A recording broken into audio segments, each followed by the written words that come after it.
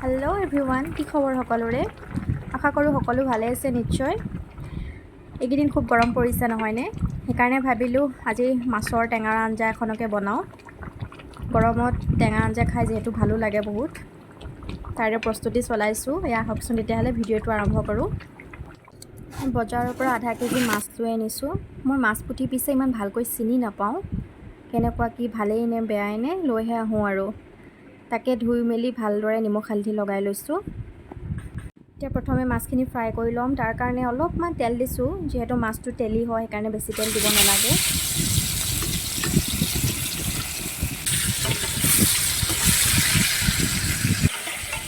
ধুনীয়াকৈ ফ্ৰাই কৰা হৈ গৈছে। এতিয়া মই তৰকাৰীখিনি বনাবৰ কাৰণে এটা বিলাহী আৰু এটা ডাঙৰ চাইজৰ আলু বইল কৰিছোঁ। তাৰ মাজতে মাছৰ লগত অলপমান পেটু আছিলে, পেটুখিনি ভাতৰ সৈতে ভাজি ল'লোঁ।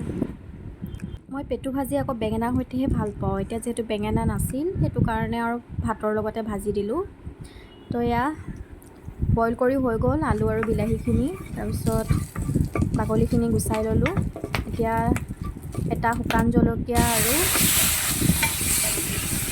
দুটামান মেথি দি পিনি ভাজি আছোঁ আলুখিনি। প্ৰথমে আলুখিনি এইদৰে ভাজি ল'ব। ইয়াতে মছলা অলপমান আৰু নিমখ দি দিছোঁ। মছলা বেছি একো দিয়া নাই, হালধিটো অলপ দিছোঁ, তাৰপৰা জিৰা পাউডাৰ আৰু কাশ্মীৰী দিছোঁ। ইয়াতে অকণ পানী দি দিম এতিয়া।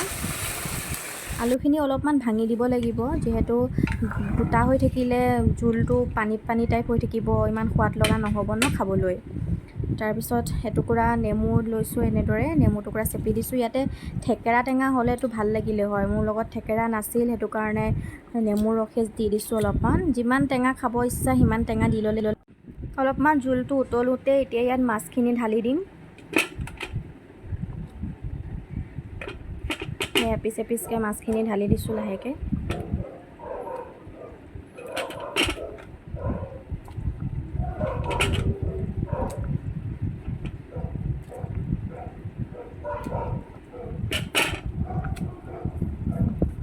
তাৰপৰা অলপ টাইম কেৰাহীখন ঢাক মাৰি দিব লাগিব। অলপ সময়ৰ পিছতে চাইছোঁ ধুনীয়াকৈ উতলি গৈছে জোলখিনি। মাছখিনিৰ ভিতৰতো জোলখিনি সোমাই গৈছে ধুনীয়াকৈ। এতিয়া হৈ গ'ল আৰু খাব পৰা হৈ গৈছে। নমাই দিম এতিয়া। সেয়া মাছৰ জোলখিনি ৰেডি হৈ গৈছে। আপোনালোকে ভিডিঅ'টো চাই কেনেকুৱা পালে কমেণ্ট বক্সত জনাবলৈ নাপাহৰিব। আজিলৈ ইমানতে সামৰণি মাৰিছোঁ। নেক্সট আকৌ লগ পাম। Bye bye.